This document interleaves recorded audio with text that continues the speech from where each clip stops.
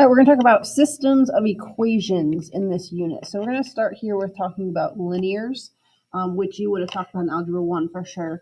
And then we'll move on to some nonlinear systems. So a system of equations is a set of two or more equations. In Algebra 1, you definitely focused on only two. But here in Algebra 2, we'll definitely talk about systems of three equations.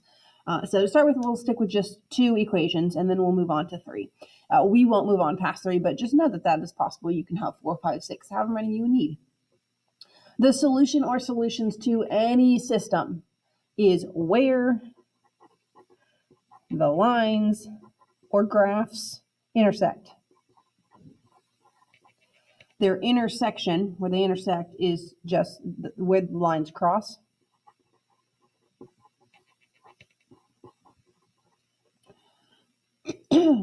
A system of linear equations is going to be two lines. Remember, linears form a line.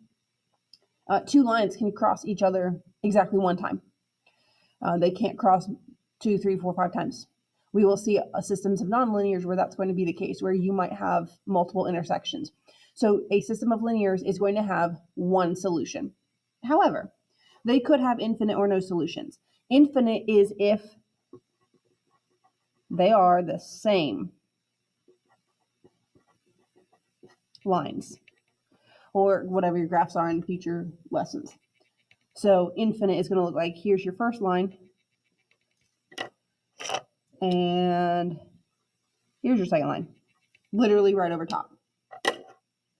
No solution would be if they never intersect. Right, so here is your first line, and here is your second line. Keeping in mind that to be no solution, they have to be parallel. They can't be lines that maybe you just can't see them intersect. So if you have something like, here's your first line, and here's your second line, I don't see them intersect, but I can tell that these two lines will eventually intersect. If I were to continue to extend them or change my window on my calculator, they will eventually intersect. This is not no solution. This has a solution, I just can't see it. No solution is only if your lines are parallel. So you would have previously learned how to solve by graphing, using substitution, and using elimination.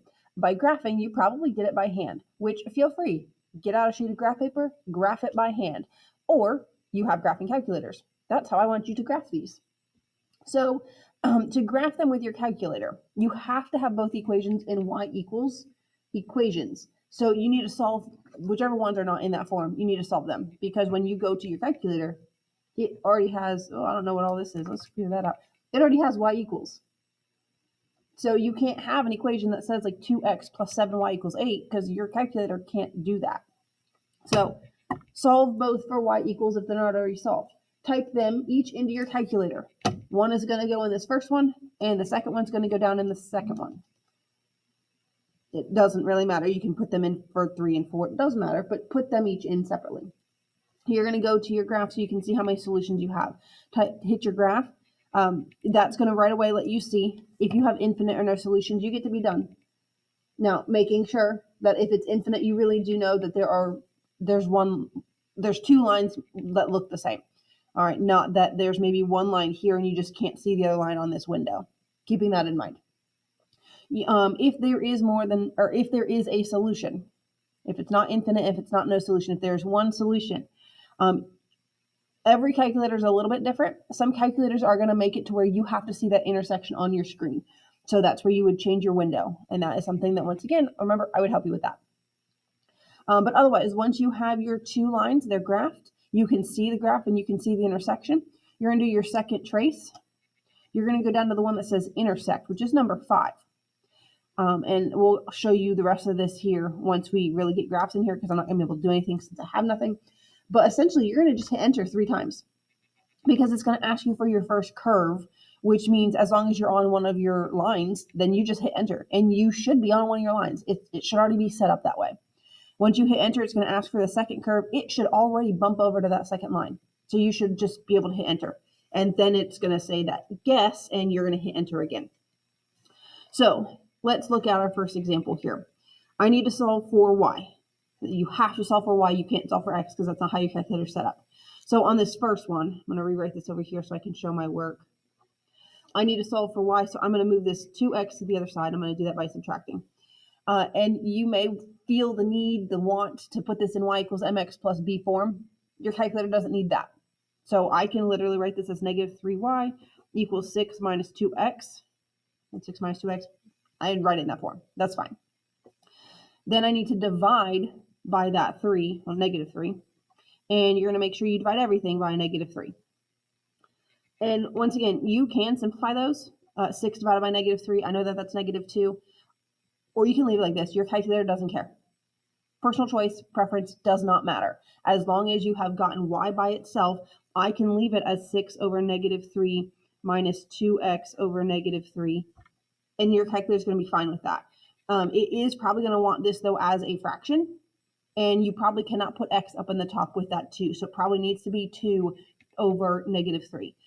Or you could simplify this. So that would be negative 2. 2 negatives here are going to make a positive. And then this will be 2/3 x. So that's what I'm going to type in. But you could try this. There are going to be some things about it that your calculator isn't going to like. Like I said, it's probably going to want the x not up with the 2 in your fraction. Maybe it's fine. I don't know. Sometimes it doesn't like negatives in the denominator of a fraction, so you just need to change it to a positive. You could type it in using division signs instead of fractions. So you could do 6. If you look at here on my calculator, 6 divided by negative 3 instead of typing it in as a fraction is also going to be fine. The next one is pretty simple. I just need to subtract that 5, right? So that's going to be y equals x minus 5. So I'm going to type in the 2. It does not matter which one is first. So I have x minus 5, and then my second one is negative 2 plus 2/3 x. And then I can hit graph so that I can see the 2 lines. And I can see that they do in fact intersect, and I can see that intersection. If you wanted to change your window so you could see a little bit better, you could do that. Once again, if you remember, I will always help you change your window. I go to second trace, intersect.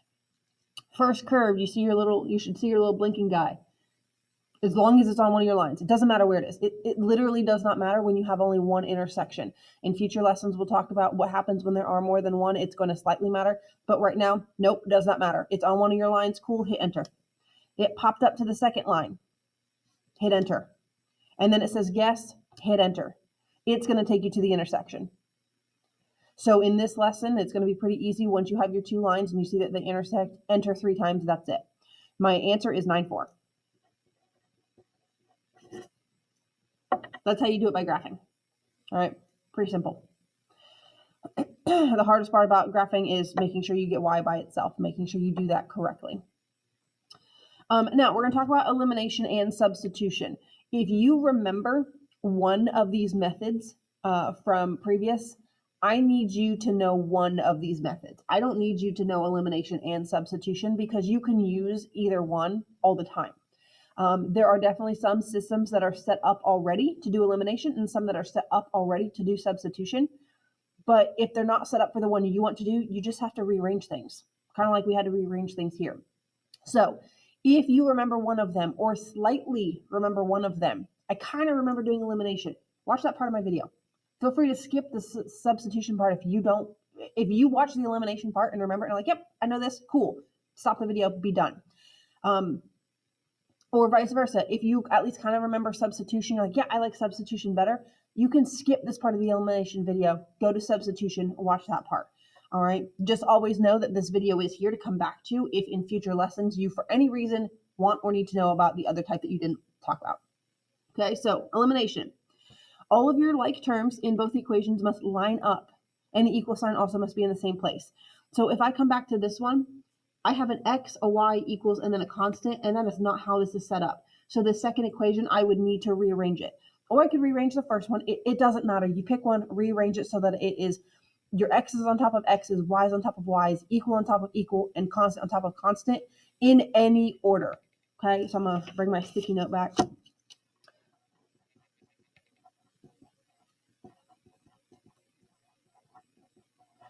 This is fine. I have x's equals y's constant. That is set up to do elimination, which is not necessarily what you would have learned previously. You probably learned you needed to have it in standard form, which is your x plus y equals your constant. But that's not actually true. You can have them in any order. You are going to try to eliminate one of your variables. You're going to do that by adding your two equations together. If I bring back my example here, if I were to add these together, I would add 3 plus 4 is 7x, 1 plus 3 is 4y, and 7 plus 8 is 15. Now that didn't eliminate anything. So in order to eliminate, you need to get either your x's or your y's to have opposite coefficients. So 3, the opposite would be negative 3. 1, the opposite would be negative 1. Or I could go the other way. I could try to get this 4, the opposite would be negative 4, and this 3, the opposite would be negative 3. I need one pair of my coefficients of my variables to be opposites. It doesn't matter which one. I personally am going to look at this equation and say, well, if I have this y as 3, I can pretty easily make this a negative 3. You're always going to make your coefficient opposites by multiplication. So I can multiply this entire equation by negative 3, and that's going to make these y's opposite to be able to eliminate. Sometimes you're going to already have it set up. They're already going to be opposites. You can just right away add your two equations together, combine your like terms, go from there. Sometimes, like in my example I just showed, you can just multiply one equation by a constant. Or if you wouldn't have noticed that, and instead you were like, well, I'm going to focus on my x's, there's not a number you can multiply 3 by to equal negative 4, unless you're using fractions, and I would not recommend that. It's personal choice. So instead, you had to multiply both equations by something. All right. If you're ever unsure, especially you get large enough numbers or something, I don't know. I have no idea what I can do. Multiply the top one by the bottom number, and the bottom one by the top number, and then just make sure you need opposites. So you need one positive and one negative. So just keeping that in mind. Once you have your pair of opposites, you're going to add your two equations together. One of your variables should eliminate. If it didn't, you messed up somewhere. Go back and redo steps 1, 2, and 3. Your new equation is going to have only one variable, and then it's going to equal, or it's going to have some constant that you're going to solve for that variable. Should be pretty easy. Once you have that, x equals 5 or y equals negative 8, whatever it is, plug that number into one of your original equations and solve for the other variable so that you then have your answer as a coordinate point. Feel free to check by graphing. So going back and doing what we did in the first example here, feel free to do that. If your system has no solutions, you will know that by if you eliminate and both of your variables eliminate, but not the constants. So if the x's and the y's both eliminate, but your constants add up to be something that's not 0, then you have no solution. You have infinite, though, if everything eliminates. X's, y's, and constants, everything ends up equaling 0. That is infinite solutions. All right, so looking at our first example here. If you notice, my x's, my y's, my constants are all on top of each other, so step 1 is good. I don't have opposites, though. I have 3 and 6. I have 7 and negative 3. Those are not opposites. Also want to point out your opposites need to be in coefficients in front of your variables. It's not helpful if you happen to have opposite constants. Not beneficial. Don't worry about that. So feel free. Make your equations, create opposites using whatever numbers you see to make that happen. All right. Like I said, worst case scenario, you multiply the top one by the bottom number and the bottom equation by the top number.